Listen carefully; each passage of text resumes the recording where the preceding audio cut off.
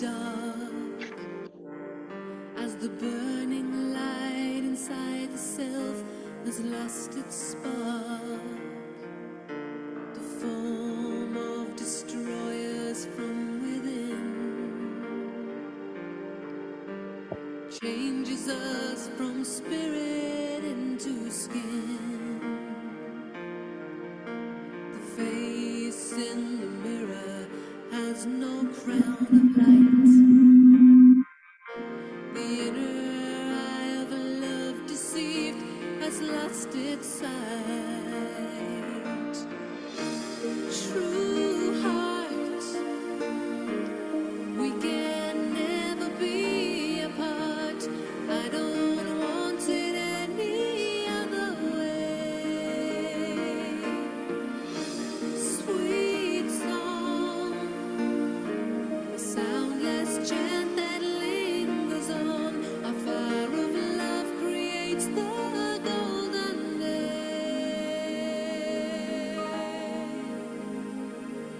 True heart,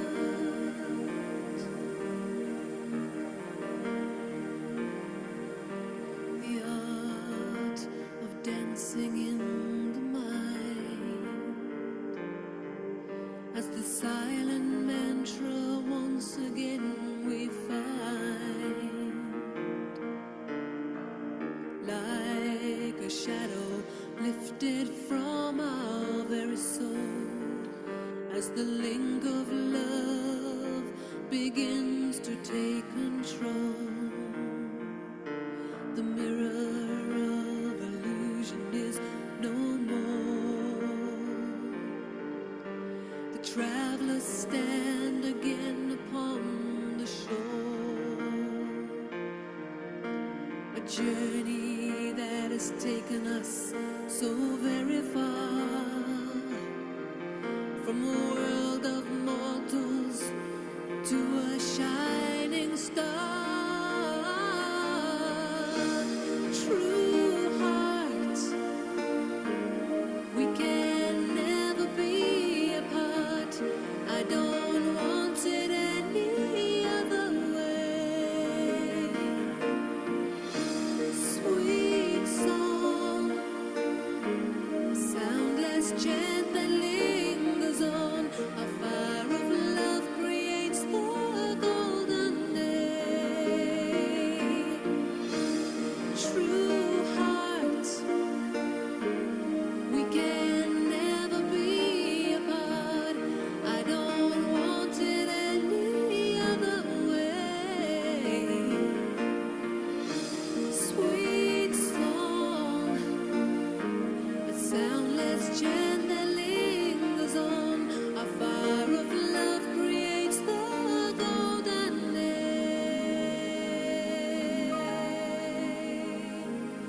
True heart.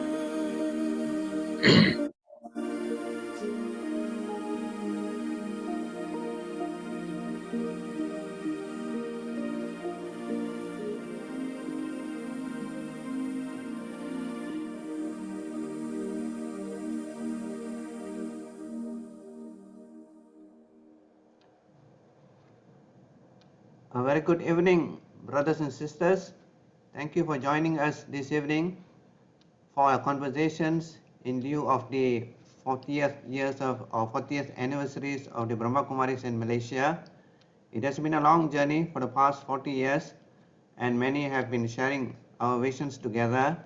We had a successful session of conversations which ended in June last month, and as a continuations, we are now having another phase of conversations starting from today. And this evening we have a very great personality with us today, and I'm sure you're going to enjoy this evening's conversations on unity, respect, and love. Tonight we have Datuk Dr. Mukundan Pillay, a healthcare consultant with us, and my conversations will be with him. By the way, brothers and sisters, my name is Brother Peru, and I will be the anchor today for these sessions. Just a little bit about the personality which we are going to have a conversation today, which will be very interesting to note also. Datuk Dr. Mukundan Pillay has served in the Ministry of Health, Malaysia for the last 32 years from 1975 to July 2008 under various capacities, and he of course retired as a Deputy Director General of Health for Research and Technical Support and Director for the National Institute of Health, including the Institute of Health Management. So basically he is from the Ministry of Health. Thereafter, of course, he also went through many forms of consultancies, and it's important to note that he also served as a WHO office in China from 2008 to 2014 under various capacities, but basically as a senior health advisor in China for WHO. And also he has been practicing now as a senior health advisor and director for DBH Medical Care Sdn Berhad, a Malaysian company that specializes in medical tourism in the Asian region with office in Malaysia, China, Japan and South Korea. Of course, Dr. Mukundan Pillay have the right qualifications to be in these areas, and he started off his studies from IIT India, Chennai, with his first degree, civil. It is interesting to note that he is a civil engineer, and he went on to do his master's in the University of Minnesota on public health, and very interesting PhD he have done on preventive medicine and environmental health in University of Iowa. So a highly qualified man practicing in the government sector, retired in the government sector, and went on to practice in the various capacity in the medical area, I would say, or health area, I would say. And Dr. Mukundan Pillay have been associating with us for a long time, and he is part of the story of the Brahma Kumaris in Malaysia. So I have the pleasure to invite him for today's conversation. Welcome, Datuk, to our conversation today. Om Shanti, Brother Paru. Thank you very much for inviting me to this conversation.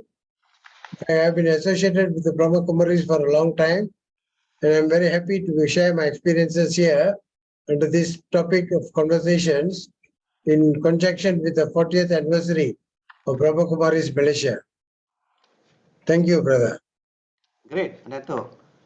I have spoken about your professional creditability, but I'm sure all of them would like to know your background, from where you came from, how you ended up where you are, and so on.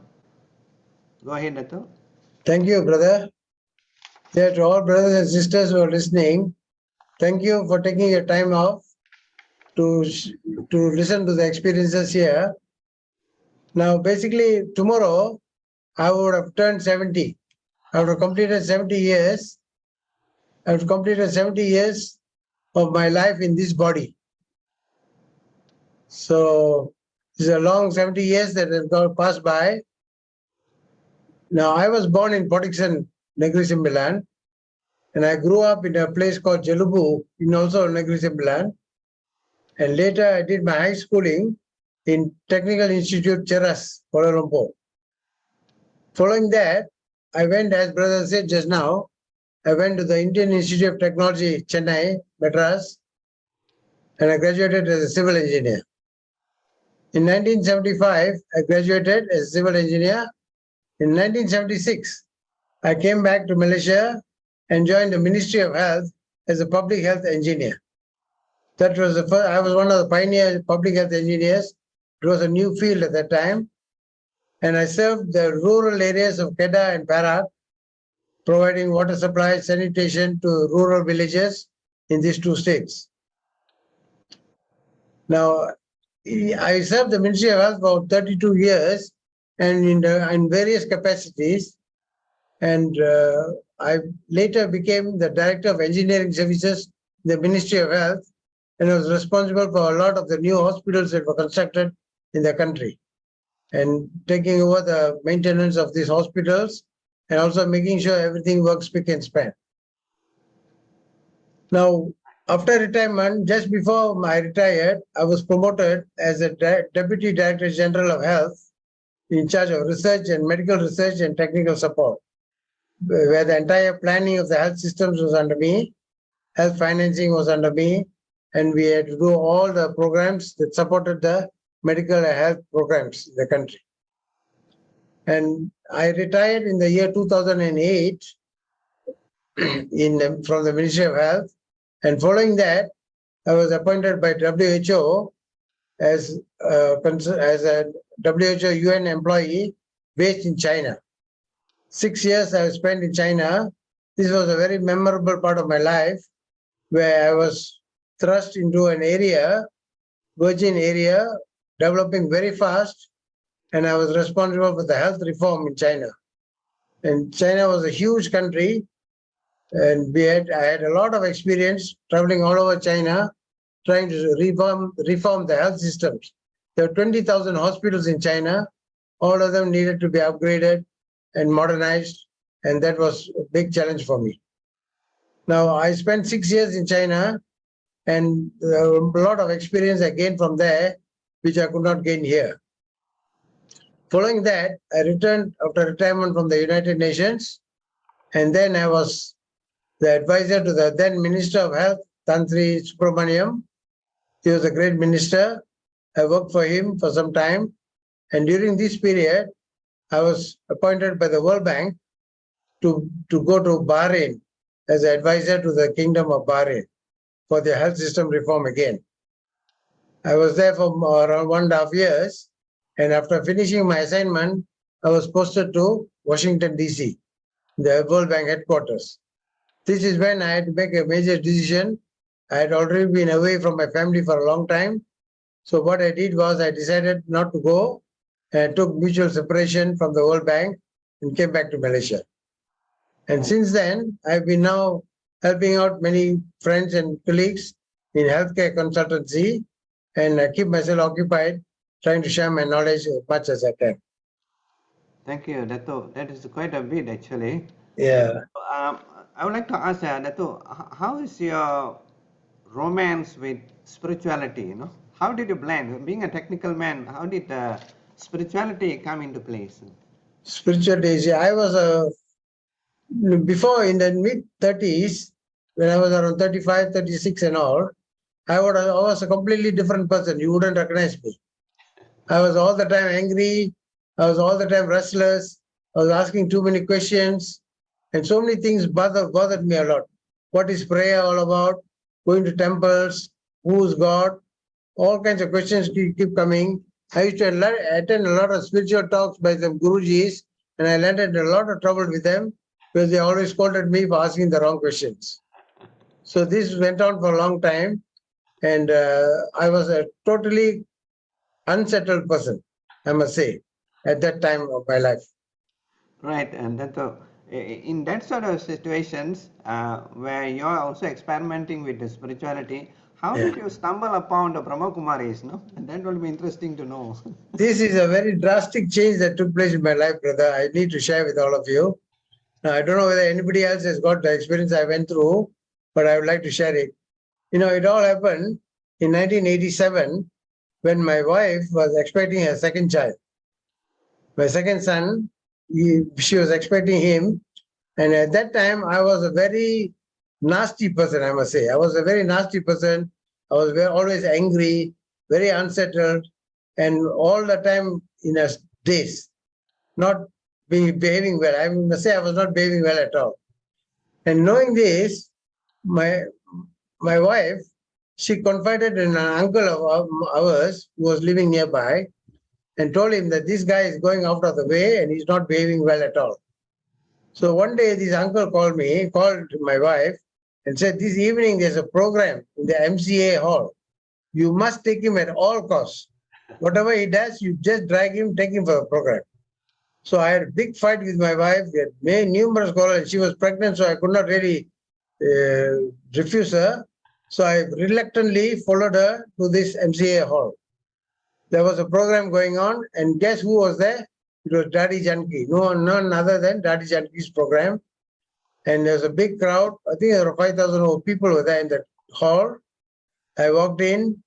I was very arrogant. I sat with my wife angrily, and I was watching the program. The dance was going on. Some speeches were going on. I was ridiculing the whole program. I was actually ridiculing my wife for bringing me and wasting my time there. And my former boss, Dr. Padmanabhan, the deputy minister at that time, he was also speaking on stage. Daddy Janki was giving a talk on light, soul, and all these things. I was even making fun of it, saying that Daddy is teaching us electrical engineering and stuff like that. I was plain nasty. I was plain nasty. After some time, I took leave. I told my wife I'm going out for a walk. I went out to the foyer. The foyer, in Brahma Kumari's programs, they always display a lot of books and books are for sale and stuff. I arrogantly told sister, please take one book of each of these and pack it up for me. And I paid the money, 2 plastic bags full of books. I walked back into the hall. Now, this is a true story, really happened. My wife is there to watch for it. Now, I came back into the hall. While the dance shows and talks were going on, I used to know speed reading a bit. So I took one of the booklets, one of the Raja Yoga meditation booklets, and I was quickly going through. I was going through intently, and believe it or not, every question of mine was answered. All the turmoil I had in my mind, all the questions I used to ask all the time, all of that was answered in that short booklet that I went through. And by that time, the show had already ended. And there was a sister who made an announcement that free meditation classes would be offered from Monday onwards. And anybody interested can come and register. And who was the first person in the queue? It was me. I just walked up there and started to register for the course. After registering, I looked at the main title of the program for the day. That's when I realized, and I was shocked to see the title of the program was Turning Point.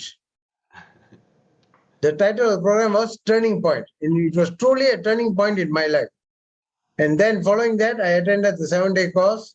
Sister Sarla was the one who gave me that 7-day course. And after the 7-day course, Brother Jyoti very smartly dragged me into all the programs. And that time we had a Global Cooperation for a Better World project. It was a global program. And he got me involved as the chairman of the committee there. And then that's the beginning of my journey with the Brahma Kumaris.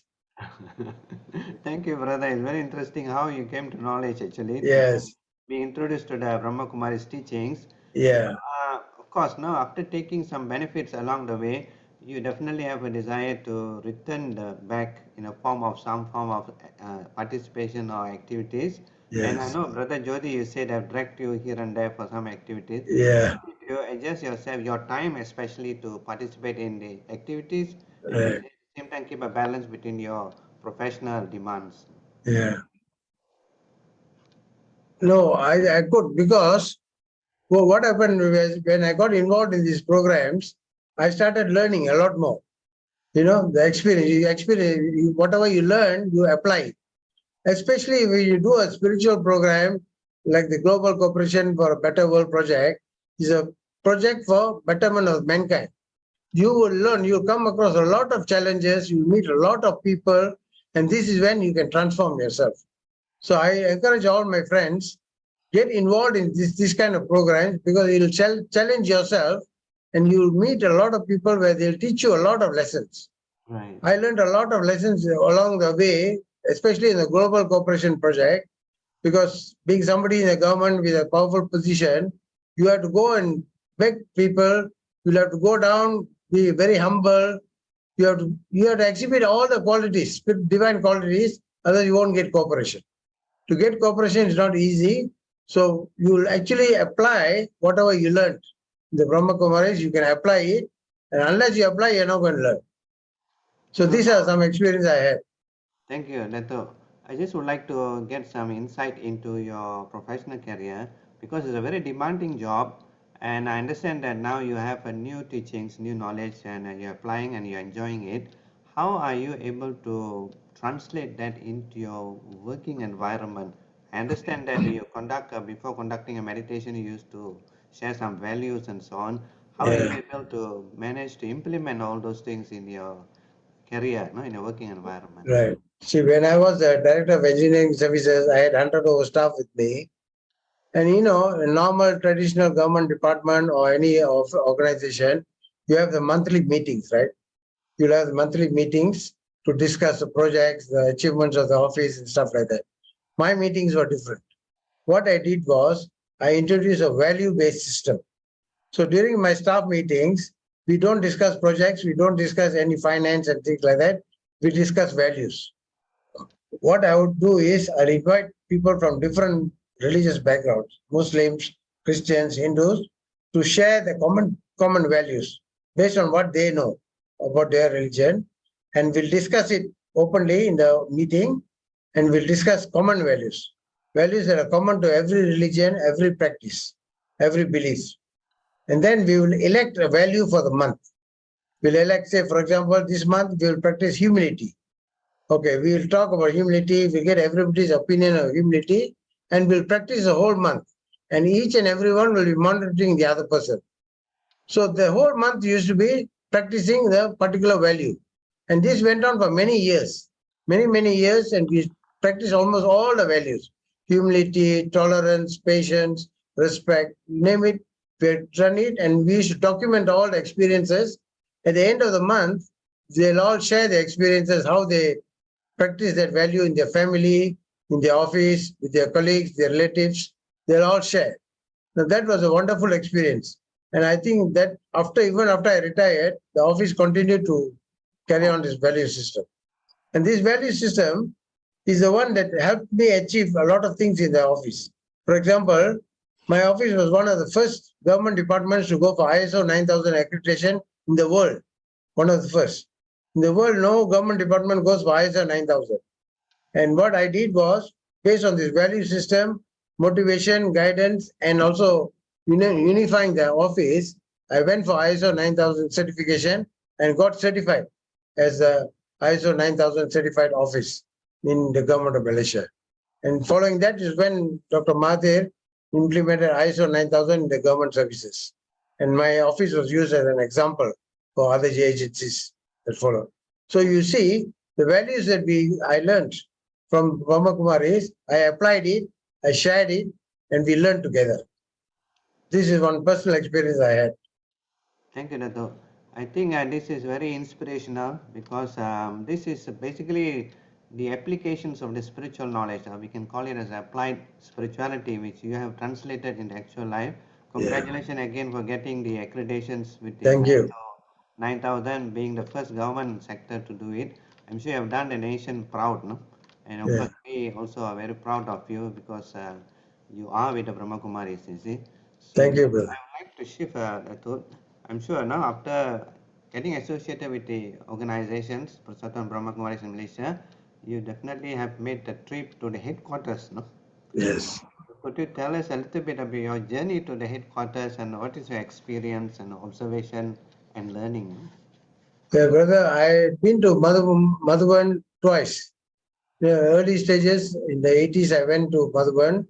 That time, as a fresh student of Brahma Kumaris, I went there. And later, when we were doing the ARC project, we went to get the blessings of Baba to implement the project. So I've been there twice. And let me tell you, the experiences that I had there is something that I cannot explain. Because once you've gone there and you lived in Madhuban for a few days, you wouldn't want to go back home. That was the feeling I had. The place was so peaceful, and you wouldn't want to leave that place. And not only that, everything works spick and span, absolute precision. Everything worked with absolute precision. Although there were thousands and thousands of brothers and sisters from all over the world, everything worked with absolute precision, and everybody knew what to do, and everything worked smoothly.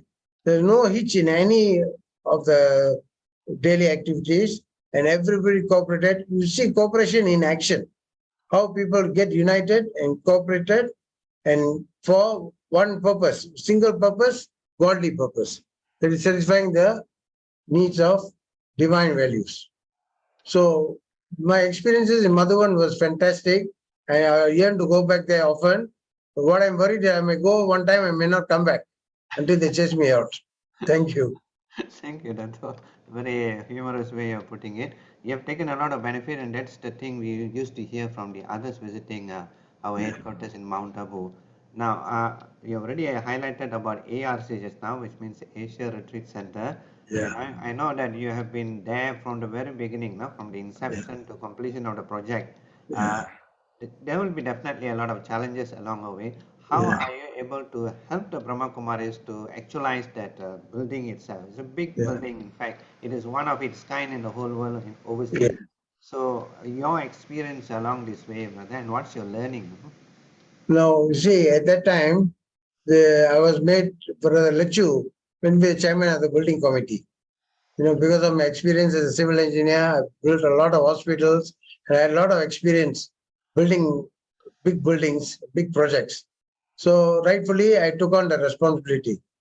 But from my experience, getting a spiritual project done is nothing like a normal project that you do.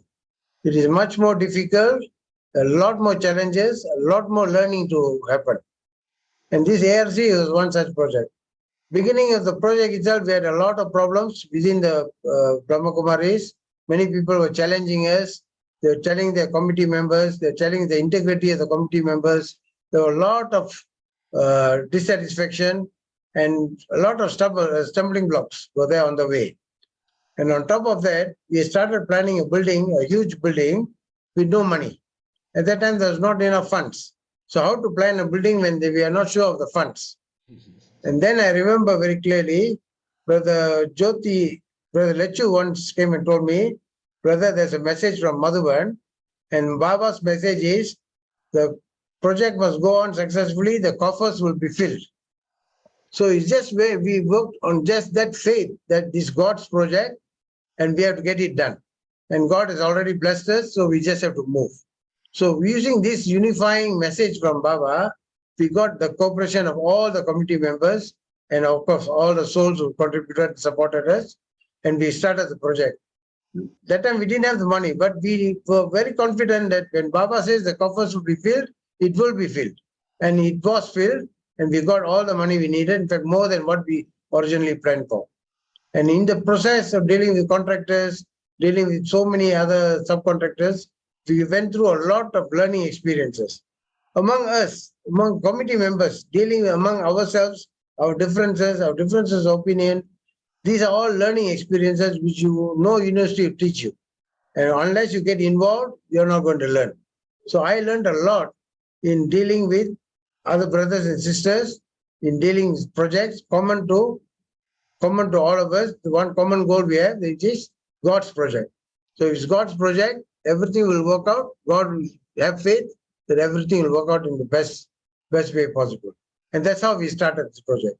And this center that we have got now is a beautiful center in Dengil. And this is the infrastructure has been set for expansion of Brahma Kumari services in Malaysia. And we have got all the facilities you need there. And it was done to very good satisfactory quality. For the price that we paid, I think we got a good building. Thank you, brother. Thank you, Dato. It's very inspiring to hear from you. You brought out about the challenges, especially not only the technical side of it, that I think you're expert in that, but Yeah. also they come to the various personalities to handle, no? Yes. So you did highlight that we have to manage all this thing and pull through with that. What Yeah. are the qualities is needed to work as a team? As you see, this is a little bit on management now, Dato. Yeah. No, the qualities that you need basically to enter such a big project and dealing with so many brothers and sisters who come from diverse backgrounds. Diverse backgrounds, they have different motivations. Now, dealing all of them to come to one unifying factor. That's why I'm very happy that the unity has been chosen as one area to discuss on these conversations. Unity, getting the whole family united is a big, big challenge. Because there will be a lot of differences of opinion, a lot of influences, external influences. All of this has to be managed. So learning how to deal with another soul is becomes so important. But to do that, first of all, you must understand yourself. So basically, the biggest lesson I learned was to learn about yourself. I learned about myself, my weaknesses, my strengths, and what I stand for. And every detail of myself, I need to know. If I don't know about myself, how will I going to know another person? So that is the basic lesson I learned. And realizing that you are a soul, everybody out there is playing his own role. They are also souls that they've got a role to play and they're playing it accurately. So understanding that they are playing their role accurately and how you can relate to them and seek their cooperation, that's the biggest challenge. Right, right. So practically you have to apply whatever Baba teaches you, you have to apply it to learn. And there's no textbook ready for you to learn unless you go and jump into it and learn yourself. And thank you, Datuk.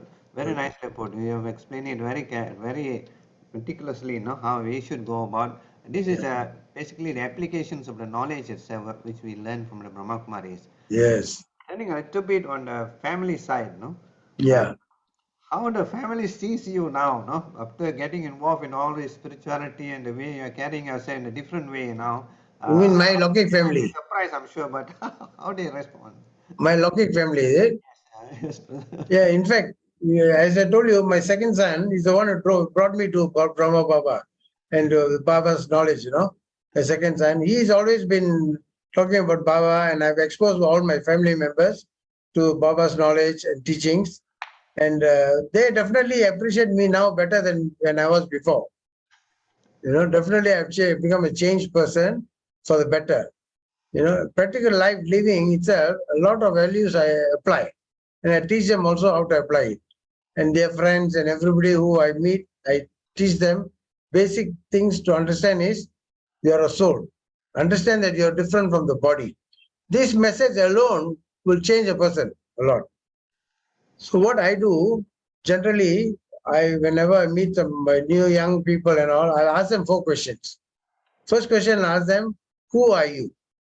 And they'll have a difficulty answering me that question directly because they'll say, oh, I'm an Indian, no, I'm a Chinese, I'm a doctor, I'm an engineer and stuff like that. I said, no, those are the roles that you're playing, but who are you? I kept on asking that and then they'll give up, Then I'll ask them the second question, where did you come from? Do you know where you came from? Then they'll say, no, I came from Portixon, no, I came from here. No, that's not what I was asking. Why were you thrust in this family? Where did you come from? Do you know where really you came from? Then after some time, they'll just give up and say, we don't know. Then the third question, I'll ask them, what the hell are you doing with all these people around you? Why were you born in this family? Why weren't you born in Africa? Ask them that. They won't answer that also. They can't answer that. And lastly, I'll ask them, where are you going from here? Where are you going from here? And then that's the last question, they'll totally give up, Then what I'll tell them is, okay, all these 4 questions can be, you'll get answers for all these 4 questions. Go for the 7-day course in the Brahma Kumaris. They'll teach you all the answers for this one. And once you've got these answers, you will be a grounded person. You will know who you are, and whatever you do will be meaningful to mankind. So that's how I introduce the subject. Thank you, Datuk. I think you're really a good teacher, The way Okay. you ask question and get the Yeah. answer from them, make them to think and so on. Right. So, Datuk, we have come a long way, 40 years now in Malaysia. Yes. Sort of a small family. Now we have a big family. We have grown, in fact, and there are a lot of ups and downs, definitely. We have come this far, 40 years, and we have selected for this year because we want to celebrate in a big way this year under the theme of unity, respect, and love. How do you see unity, respect, and love, and what is your views about these things, and how you find it relevant at this point of time? Now I'm very happy that these 3 elements have been chosen, especially unity. In this present world that we are in now, you see everywhere. Everywhere, the people who are quarreling among themselves or disagreeing among themselves, everywhere, all over the world now, you see this aspect of unity is missing. So it's people like us who can start this process of making people understand the importance of unity. Only with unity can you achieve something meaningful for mankind. Otherwise, a single person alone can't achieve much. But if the entire human force joins together in unison, in unifying manner, a lot can be achieved for good of mankind. No, so unity is so very, very important that even in a family, now you see families are divided just because of some ego problems, some misunderstandings. Unifying the family becomes so very important. Once a family is united, then you go to the next level, the immediate surroundings, neighbors, society, and then the country itself. So unifying the entire human race becomes absolutely important in these challenging times that we have. And one factor that helps in unifying people is respect. Now, if you don't respect, first thing I tell people is you have to respect yourself. Do you respect yourself? Do you respect yourself as a soul? Do you respect others as souls? And do you give the due respect to others, especially older people, younger people? Sometimes with young people, we just brush them aside saying that you're too young, but there's old souls in a young body that they must understand. So even a small child can teach you a lot of things. So respecting another individual, another being becomes so very important that to lead to unity. So unless you have the respect coming in where you should truly appreciate another human being, you won't be able to actually have a unified action with them. So unity actually as a foundation you need respect and of course love. Love transforms every boundary, Love transforms every boundary. If you have the basic love for another human being, that alone is enough to build relationships, to build unifying actions, and also to value and develop and build something that mankind will benefit. Thank you, Dato. I think you have explained very well about unity and respect and love, which is very, very essential at this point of time. Uh, just to add on to that, Dato, how do you envision the Brahma Kumaris from the way forward? We have come all the way to the 40 years, but Yeah. before we are progressing further, how do you see, how you envision that, and which direction we are supposed to be moving, and what is your feeling about that, about the institution? See, Brahma Kumari is now in Malaysia. We have actually matured. 40 years is a long time. We have achieved a lot. In fact, a lot of lives have been transformed by the Brahma Kumaris, including mine. Use me as an example. I have transformed my life entirely because of Brahma Kumaris. Now, a lot of help can be given to a lot of people in this country and also the neighboring countries and, of course, globally, which the work is going on. Globally, the work of Brahma Kumaris is acclaimed and many people have benefited a lot. Now, Brahma Kumaris have actually got a wealth of resource. The kind of people we have in the Brahma Kumaris are high quality souls, and they're experts in many fields. And these are the people who I feel we should regularly bring them over here. They can transmit their knowledge, share their experiences, and teach a lot of souls here of some basic divine values, divine experiences. So Brahma Kumaris, we have got infrastructure set up now. The ARC is a very good setup. The infrastructure among all the centers in the country is very good. And of course, we've got high quality souls in these centers.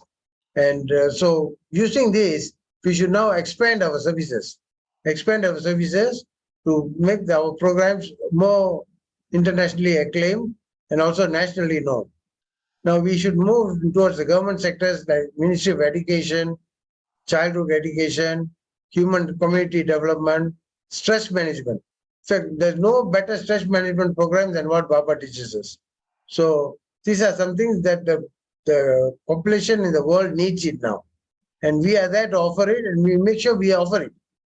So every member of the Brahma Kumaris can play a role in developing the community, global community.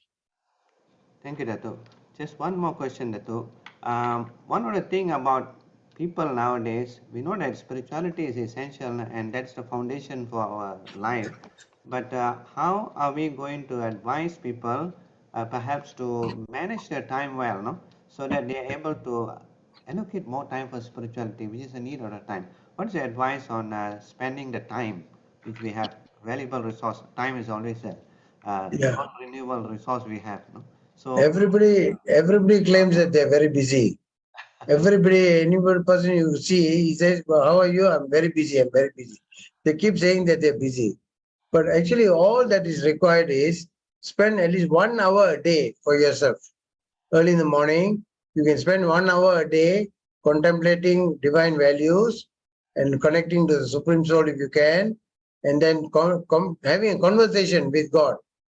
If you just do this, all the stress that you're talking about will go away, all your busyness will go away. You will find that you have got a lot of time in your hands. So basically setting aside the time for your personal time, some time for yourself. That's what's missing. People miss out that. They sleep too long, they get up and get involved in activities, and then after that they say they're too busy, but they have not spent that time. What I do for practicality is, at the end of the day, I settle my accounts. At the end of the day, before I go to bed, I settle my accounts.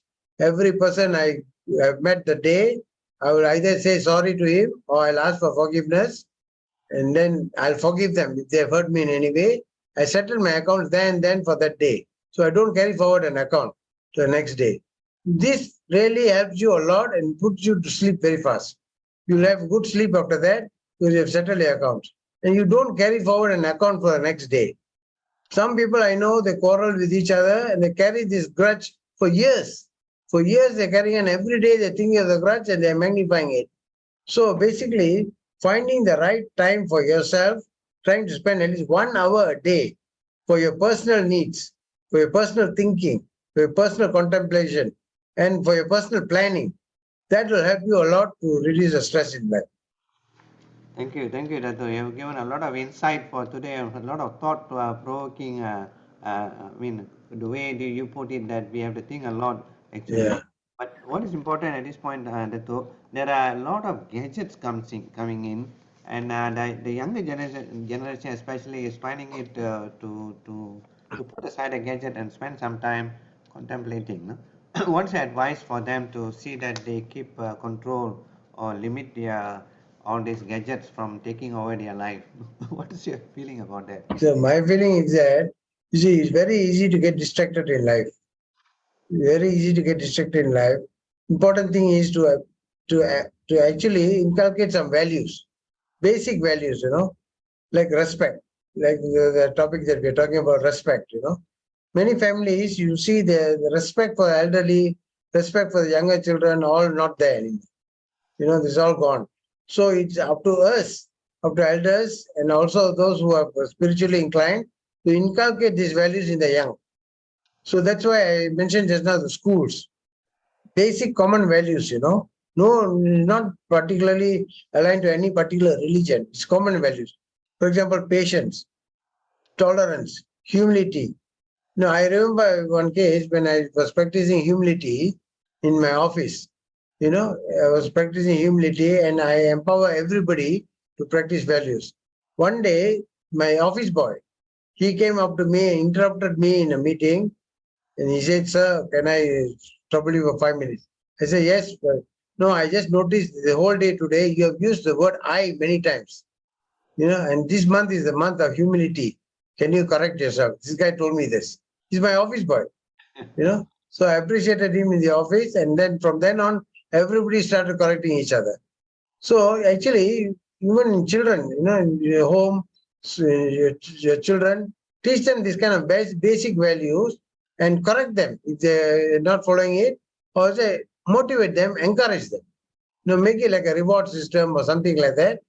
And then there are many ways to create an environment that can be learning environment.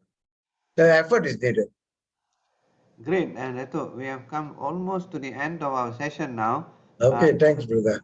You like to say some other, whatever we made, you like maybe in your heart to say it now. You have some time to say it now, actually, so Yeah, that for the benefit of our audience. No? basically, the Brahma Kumaris is a fantastic organization. It's a world spiritual university, actually. And for anybody who's thinking of spirituality, this is the place you can start with. And I tell you honestly, you will get the knowledge that you can't get anywhere else. And here, I always remind myself, this is God who's teaching me directly. I don't have intermediaries. I don't have any Guruji to follow. I have a contract with God himself, myself directly. And I make a plan with him for my spiritual growth, and I grow accordingly. according to the plan that you have discussed with the Supreme Father. Okay, so that's how I wish everybody can follow. I wish all the BKs all the best in their lives, and please do as much as possible to elevate mankind all over the world. This is a time when a lot of support is needed from people like us. Thank you. Thank you, brother, for having me on this conversation. Thank you for your words of wisdom, Datuk, because I feel that this evening our audience are also taking a lot of benefit from your presence, your wisdom, and your association with the Brahma Kumaris. Thank you. We would like to thank you from the very bottom of your heart. So I would like all those on the Zoom, please on your camera so that you can have a view of Datuk, and Datuk can have a view of you, and no, we all say thank you to him, no? Waving to him. Thank you. For sharing with us and for being with us and helping us along the way and making our journey such a beautiful journey together. Thank you, Brother Peru. We will end off with a little bit of reflections. We'll say a few words of reflections. We meditate together and Okay. we will hand over to our organizers for the subsequent sessions. Thank you. Thank you.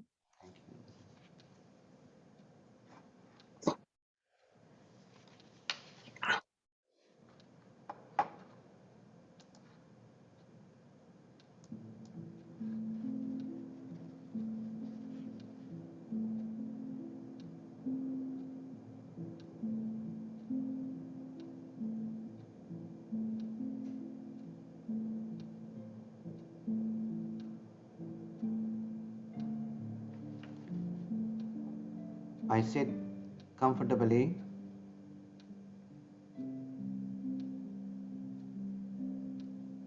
I take time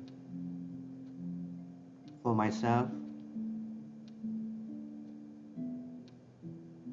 relaxed,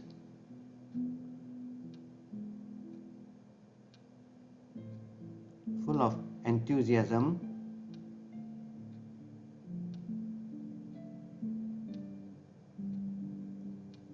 I breathe calmly.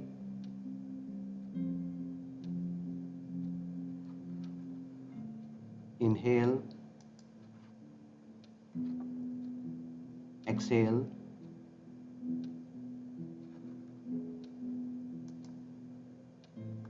release all your tensions inside.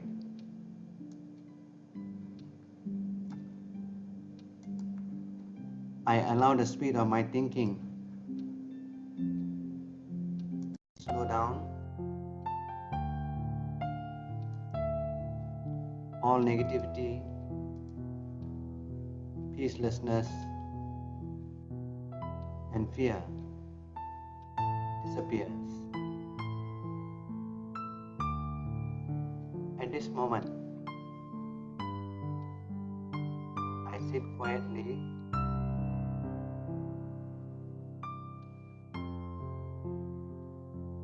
at one within myself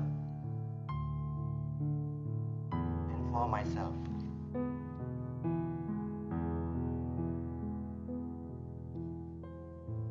In this space for myself, I'm aware that I'm the eternal soul, a living being.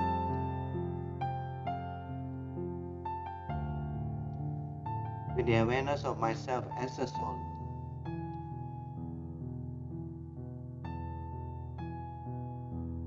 I'm in line to connect with the Supreme.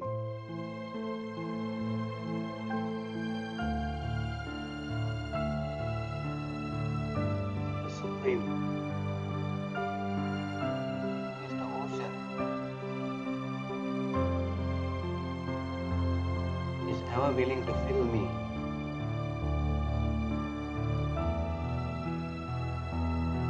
And understanding this, I expand my capacity to take from Him.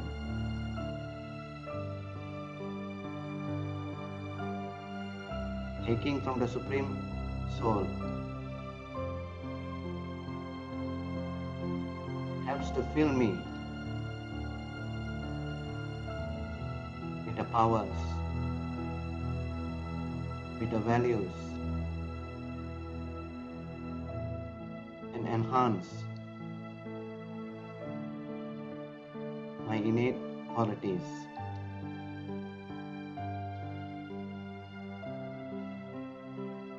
This journey of self-exploration and relationship with the Supreme strengthens me.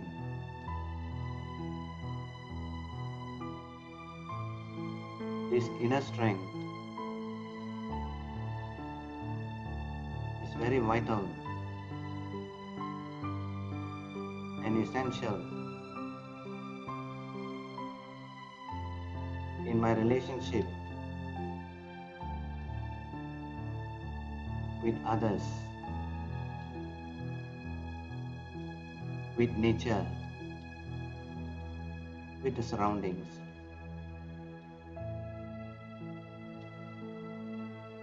The more I get filled, the more I'm ready to share.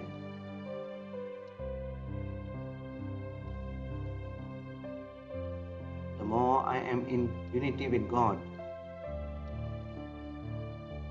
the more I can have unity with others.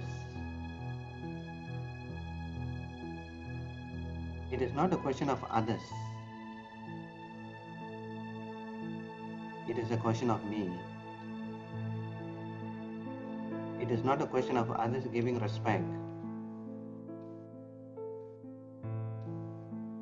It is a question of I giving respect. It is not that others should give love. It is a question of I have to give love.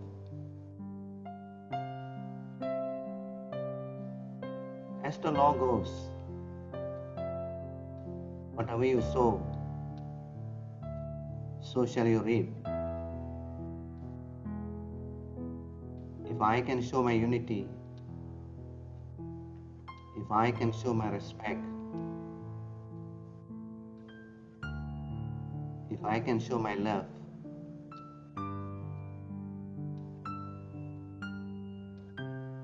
the return of it is on your way without me asking for it.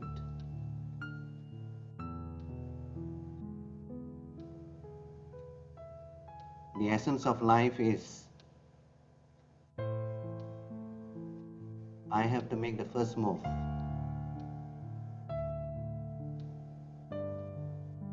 And with one act of courage, in a noble way,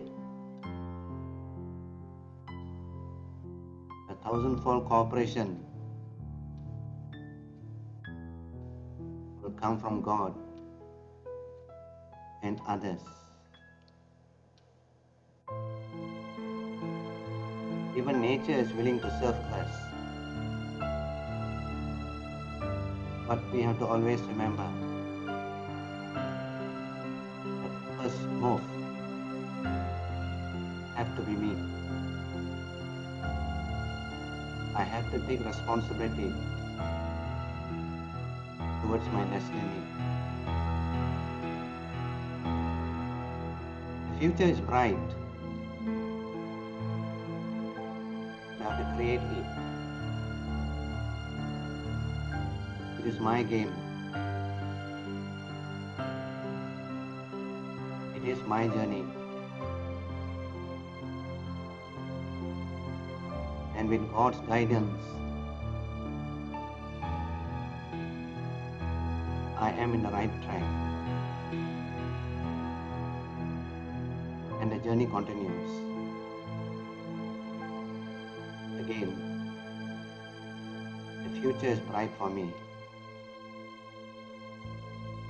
Let's unite and move together in unity, respect, and love.